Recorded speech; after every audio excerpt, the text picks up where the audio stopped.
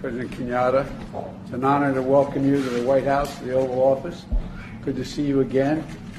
And, the U.S.-Kenya strategic partnership is essential. We both, I think, believe it is essential to addressing key regional and global challenges. And I want to thank Kenya thank you for your leadership in defending the peace, security, and now you are, Kenya is currently the president of the UN Security Council. I mean, thanks for letting us stay in. But all kidding aside, thank you. Thank you very much. And we're continuing our shared fight against COVID.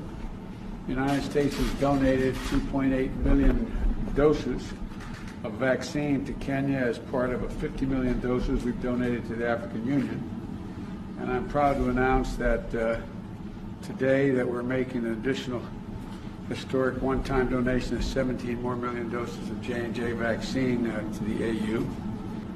And today we're going to discuss what more Kenya and the United States can do together on the Horn of Africa to advance peace and security.